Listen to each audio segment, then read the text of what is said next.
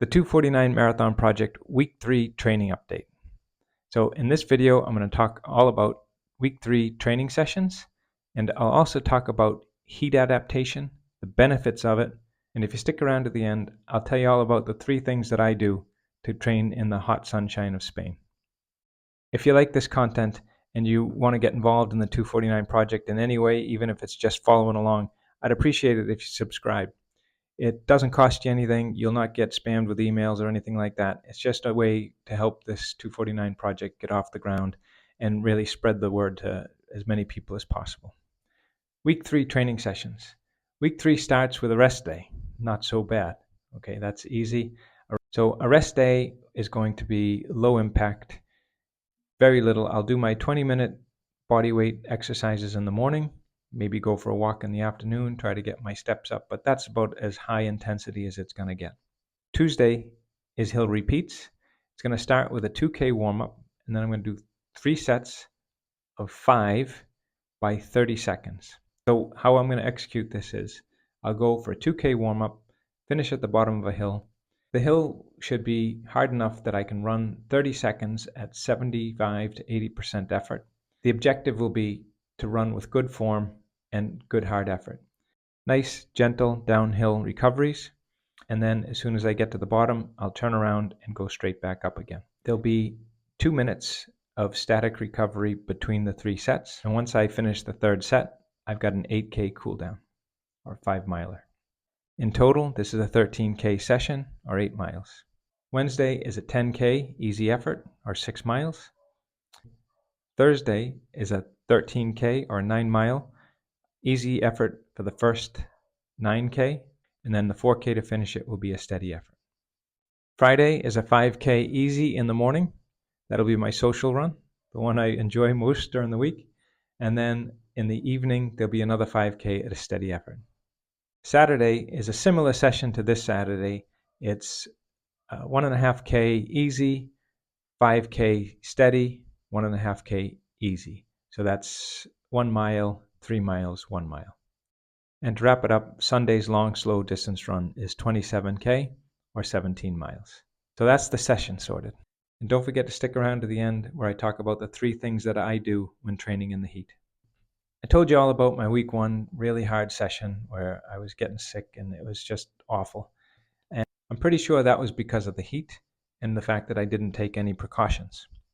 I would say I'm well heat adapted at the minute. I've been training here in the Spanish sunshine for well over 12 months, and my body is heat adapted, and I can tell that because when I'm running and I'm running at pace, I'm not really sweating. It's evaporating immediately. When I stop, the sweat does pour off of me, but it just goes to show that my body has adapted.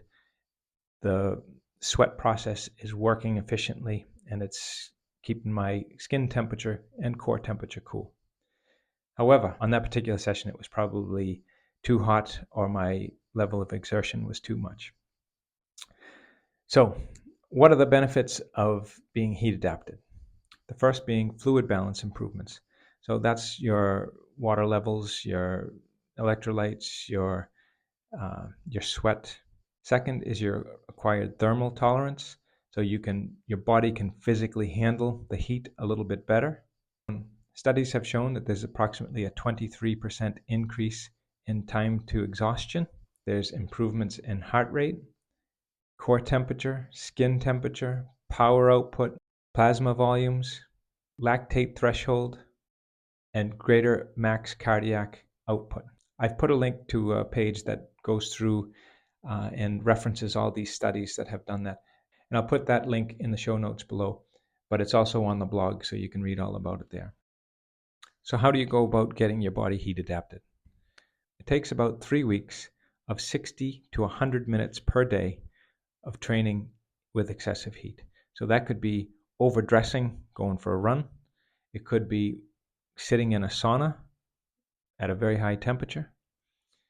Now, the key is you don't just start doing this 60 to 100 minutes a day, going cold starting from scratch. You build yourself up to it. So maybe that's 10 minutes at a time for the first week, 15 minutes at a time for the next week. And then in the 3rd week, you could build up to 20 minutes until eventually you're doing your 3 sessions per week up to 100 minutes at a time. At that point, your body should be pretty well heat adapted, and there's benefits, even if you're not running in the heat, to being heat adapted because you get all those benefits that I talked about earlier. All right, now for the 3 things that I do when training in the heat. So the first thing that I do, check the weather report. If I check the weather report and it says it's going to be up in the 30s, which is 80s, 90s, I know that I need to get out a little bit earlier. I'll check when the temperature is going to rise, and I'll try to get out before it gets a little bit unbearable. That's the first thing. Be prepared. The second thing is to bring cold water and a frozen towel. Now, the best way, or one of the best ways to bring cold water is to put a bottle of water in the freezer the night before and then take it with you. It'll be a frozen block of ice, but as the ice slowly melts, you're drinking cold water the whole time.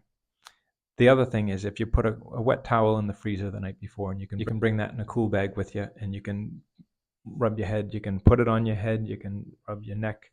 Anything that keeps your body temperature cool is gonna be of benefit to you. And the third thing, and probably the most pragmatic, I adjust my expectations. So if my goal is to run an 18.5-minute 5K on a tempo session, and it's 35 degrees or 92 degrees outside, I'm going to adjust that. I'm going to say, okay, maybe 18.5 minutes is a little bit beyond what I'm capable of today in 35-degree weather. So I'll adjust that, and maybe I'm looking at a 19.5 minute. The point is, what I'm looking for is level of exertion, not necessarily a specific time. And it goes the same with paces as well. If I'm trying to run at a 3:45 per K, or whatever that is, 6:15, say, per mile, I'm going to adjust that. It's not about the pace. It's not about how fast I'm running. It's about my level of exertion. And that's what I'm trying to get out of each session anyway. The 3 things in summary is check the weather, be prepared, bring water and a frozen towel, adjust expectations. That's the week 3 training sessions. I'll put a link to the blog down below, as well as to that referenced article. In the blog, you'll see a little bit more detail in all of the things that I talked about today. Okay, so check the blog, check the description below. I'll see you on Monday with all of the details from the week 2 update. Have a great week. See you next.